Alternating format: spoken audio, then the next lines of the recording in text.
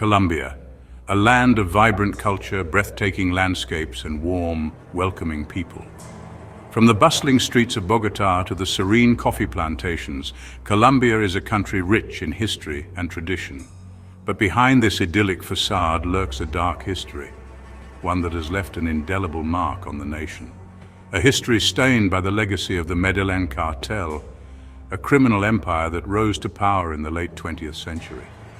This ruthless criminal organization, born from the shadows of poverty and ambition, cast a long shadow over Colombia and the world. It was a time when dreams of prosperity were often overshadowed by the harsh realities of life. Like a venomous serpent, it injected its poison into the veins of society, leaving a trail of addiction, violence, and corruption in its wake. The cartel's influence was pervasive, touching every corner of society. The Medellin Cartel's story is not for the faint of heart. It is a tale of unimaginable brutality and relentless ambition. It is a brutal tale of greed, power, and the human capacity for both good and unspeakable evil. The cartel's leaders were as cunning as they were ruthless, always staying one step ahead of the law. Their tentacles stretched far beyond Colombia's borders, reaching into the very heart of global society. They reached across continents, fueling the insatiable demand for cocaine in the United States and Europe. The cartel's operations were sophisticated and far-reaching. From the streets of Miami to the nightclubs of Ibiza, the cartel's product wreaked havoc, destroying lives and tearing families apart. The human cost of their operations was staggering. Their wealth was unimaginable, amassed through the suffering of countless souls. The cartel's leaders lived in opulence, their fortunes built on the backs of the vulnerable. Billions of dollars fueled their empire of drugs, violence, and corruption. The cartel's reach extended into the highest echelons of power. The cartel's influence permeated every level of Colombian society. They bought off politicians, judges, and law enforcement officials, bending the country to their will.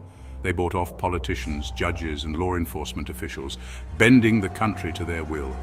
Those who dared to oppose them faced swift and brutal retribution. Those who dared to oppose them faced swift and brutal retribution. The cartel's reign of terror left an indelible mark on Colombia, a wound that continues to heal even today. The cartel's reign of terror left an indelible mark on Colombia, a wound that continues to heal even today. Communities are still grappling with the aftermath of the cartel's actions. But the story of the Medellin Cartel is not just about the darkness they unleashed. It is also a story of resilience and hope. It is also a story of resilience. The Colombian people have shown incredible strength in the face of adversity. It is the story of the brave individuals who dared to stand up to their might, risking their lives to fight for justice and peace. Their courage has inspired a nation. It is a story that continues to resonate today. A stark reminder of the human cost of the drug trade and the importance of fighting for a brighter future. The battle against drug trafficking is ongoing, but the spirit of the Colombian people remains unbroken. The Medellin Cartel's origins can be traced back to the bustling streets of Medellin, Colombia's second-largest city. This vibrant urban landscape, with its crowded markets and lively neighborhoods, was a place of both opportunity and hardship. It was here, in the volatile atmosphere of the 1970s, that a potent cocktail of poverty, opportunity, and ambition gave rise to one of the most notorious criminal organizations in history. The stark contrast between the wealthy and the impoverished created a breeding ground for desperation and innovation.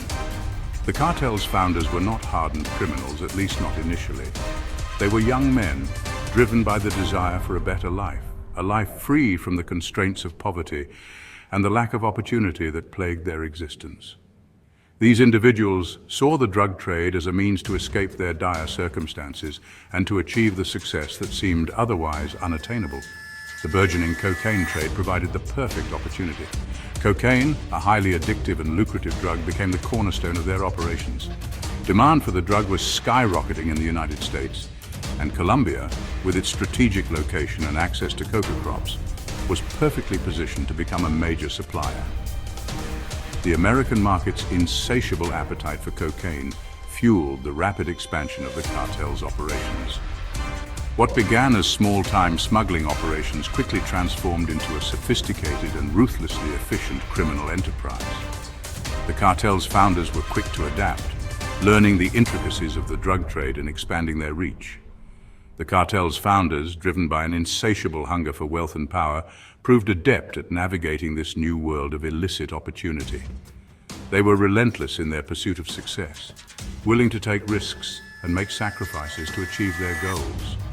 They forged alliances with corrupt officials, bribing their way into legitimacy and ensuring the smooth flow of their product.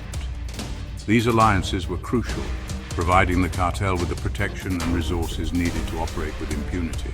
They invested heavily in transportation networks, acquiring planes, boats, and clandestine landing strips to move vast quantities of cocaine across borders. These investments allowed them to efficiently distribute their product and maximize their profits.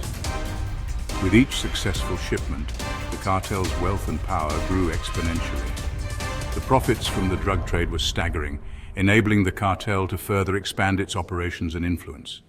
They became masters of their domain, their influence seeping into every facet of Colombian society. The cartel's leaders were not just criminals, they were influential figures who wielded significant power and authority. They were no longer simply criminals. They were becoming kings in their own right. Their wealth and power afforded them a level of respect and fear that few could challenge. Kings of cocaine, ruling their empire with an iron fist and an unflinching willingness to eliminate any obstacle in their path. Violence and intimidation became tools of their trade, used to maintain control and suppress opposition. Their rise was meteoric, their wealth surpassing the wildest dreams of their humble beginnings. The opulent lifestyles they led were a stark contrast to the poverty they had once known. But their ascent to power came at a terrible cost, a cost measured in bloodshed, corruption, and the erosion of the very fabric of Colombian society. The legacy of the Medellin Cartel is one of both immense wealth and profound tragedy, a testament to the devastating impact of the drug trade on a nation and its people. As the Medellin Cartel tightened its grip on Colombia, the nation's authorities found themselves locked in a desperate struggle. The Colombian National Police, ill-equipped and under-resourced, faced an enemy that seemed to operate on a different level altogether.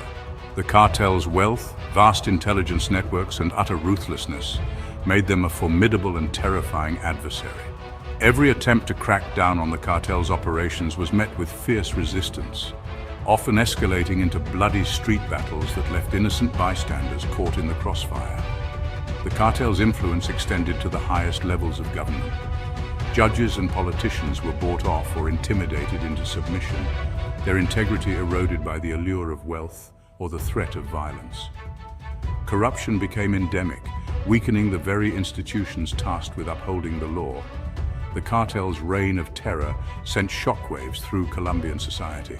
Judges, journalists, and politicians who dared to speak out against the cartel often met gruesome ends, their murders serving as chilling warnings to anyone who contemplated challenging their authority. The Colombian justice system, already grappling with inefficiencies, was pushed to the brink. Witnesses were too terrified to testify, cases were routinely dismissed due to lack of evidence, and the few judges brave enough to issue convictions against cartel members often found their rulings overturned under suspicious circumstances.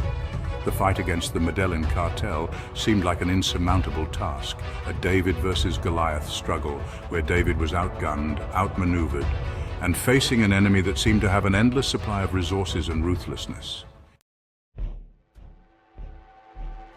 At the helm of this criminal enterprise stood a complex and ruthless figure, Pablo Escobar, a man whose name would become synonymous with the very essence of the drug trade.